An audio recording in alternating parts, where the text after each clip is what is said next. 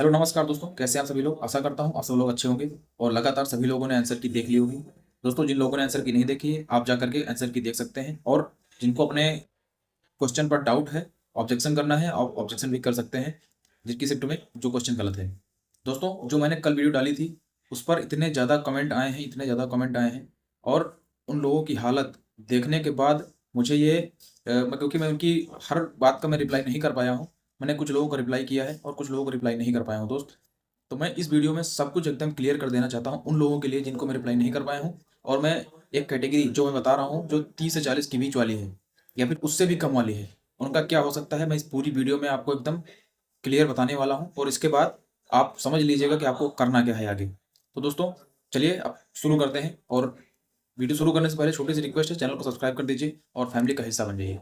दोस्तों, बात करते हैं सबसे पहले प्रॉब्लम में जो लोग फंसे हुए हैं, जो जिनके नंबर आ रहे हैं 30 से 40 के बीच में, उनको सबसे ज़्यादा कंफ्यूजन केवल इसी बीच में। मैंने एक पोल भी कराया था अपने चैनल पर। इस बार ज़्यादा लोगों ने सपोर्ट नहीं किया है, फिर जितने लोगों ने भी किया है उस हिसाब से आप एवरेज देखिए। ज़्यादातर जो एवरेज है वो 30 से 40 वालों के बीच में ही है, और इसके बीच में इतनी ज़्यादा भीड़ है, इतनी ज़्यादा भीड़ है कि कुछ कह नहीं सकते। दोस्तों, बाकी जो ऊपर की परसेंटेज है वो 10-12%, 15% के बीच में ही है, उससे ज़्यादा उसमें नहीं है वो लोग। तो नॉर्मलाइजेशन फैक्टर बहुत ज़्यादा इसमें डिपेंड करेगा आगे चल के, और 30 से कम है। भाई मैं एकदम साफ साफ बता रहा हूँ आपको, जिनके नंबर 30 से कम हैं, अगर वो अपने अगर यूआर वगैरह में यूआर में अगर आ रहे हैं वो, और वो जो 30% वाला क्राइटेरिया है, 40% का जो जो भी क्राइटेरिया अगर अपना वो पार नहीं कर पा रहे हैं, जैसे कि जनरल वाला 40% है और ओबीसी का 35% है, अगर वो आप लोग पूरा नहीं कर पा रहे हैं, अगर आप उससे नीचे हैं, तो आपके चांस बहुत ज़्यादा कम है। आप बहुत रियर केस में अगर हो सकता है कि नॉर्मलाइजेशन ने बहुत बड़ा आपके साथ खेल कर दिया या नंबर आपके बहुत ज़्यादा बढ़ गए, तब आपके 1% चांस है कि हाँ आप कट ऑफ में आ सकते हैं। बाकी भाई कोई चांस नहीं है अगर आपने क्राइटेरिया नहीं पार किया है तो, जितना भी क्राइटेरिया जिसकी कैटेगरी का है। ठीक है, अब बात करते हैं जो क्राइटेरिया पार कर चुके हैं, एक दो नंबर पे आगे पीछे फंसे हुए हैं, जिनके 31, 32, 33, 34, 35 इस तरीके से आ रहे हैं। भाई अगर आपकी कैटेगरी के हिसाब से मैंने कट ऑफ बताई थी कि 38+ अगर जनरल में हो तो भाई आप सेफ हो, किसी भी जोन में रहो। 38 से 40 तक, 42 तक इस तरीके से नंबर अगर 40+ है तो मतलब कि हर कैटेगरी में देखो मिनिमम मैंने बताई है कि हाँ 38 नंबर प्लस जाएगी। इससे नीचे वाले पे आप नॉर्मलाइजेशन आपको कैसा मिलता है, आपकी शिफ्ट कैसी थी, और कुछ भी हो सकता है। लेकिन एक आम तौर पर जब मतलब जो मानक मान करके अगर चलेंगे कि हाँ अगर इतना है तो इसके ऊपर अगर आप हैं तो आप मान के चलिए कि हाँ आप सेफ हैं। एकदम स्पष्ट भाषा में समझिए इसको।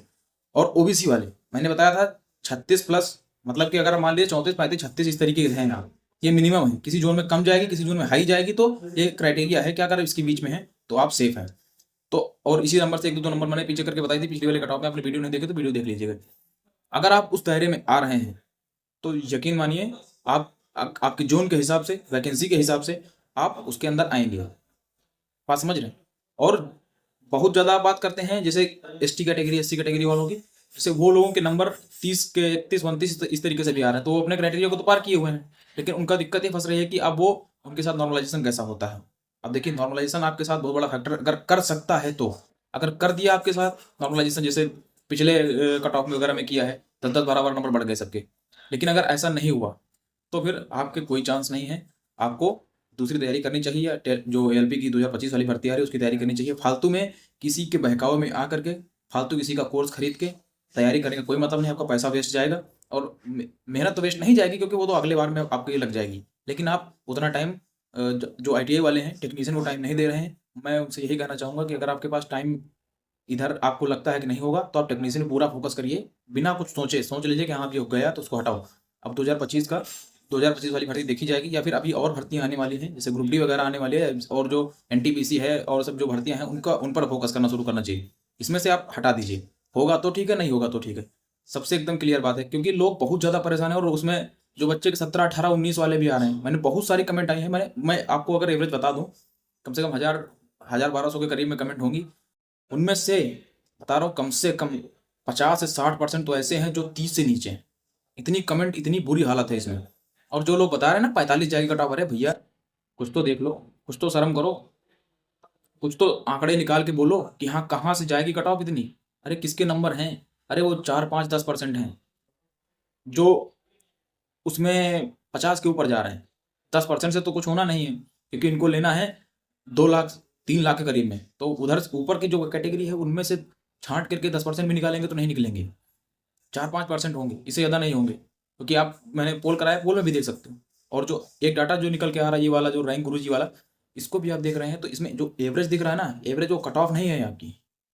जो लोग समझ रहे हैं कि बीच में जो आपको दिख रही है वो कट ऑफ दिख रही है, वो कट ऑफ नहीं है।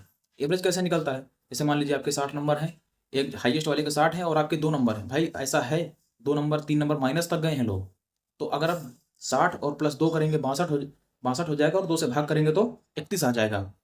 तो आप देख रहे हैं 31 आ गई, एवरेज आ गया 31, तो वही वो बीच में लिखा हुआ है उस डाटे के बीच में, और कुछ लोग उसको कट ऑफ समझ रहे हैं, वो कट ऑफ नहीं है। तो आपको ये बात भी क्लियर हो गई। अब बात करते हैं कि उन लोगों का, जिन लोगों का हो चुका है, जिनको इसके ऊपर आपका लग रहा है कि हाँ मेरे 40 प्लस हैं, अब संतुष्टि मिल रही है मुझे अंदर से।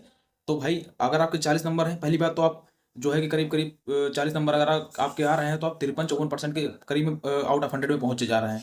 उसके बाद आपके जो नंबर होंगे उसमें नॉर्मलाइजेशन ऐड होगा शिफ्ट के अकॉर्डिंग, 4-5 नंबर भी बढ़ता है, तो आप 50 55 58 60 के करीब में आप ऐसे ही जा रहे हैं। 58-60 किसी भी जोन की कट ऑफ नहीं जाने वाली है, ये आप देख लेना। अगर इतना होता है तब हाँ, किसकी जाएगी ज़्यादा, जिनमें जैसे आप, वो पटना जोन है उसमें बहुत कम वैकेंसी है, और 1-2 जोन और जिसमें 100 से भी कम वैकेंसी है, भाई उनकी कट ऑफ तो भाई 62-65 भी जाएगी।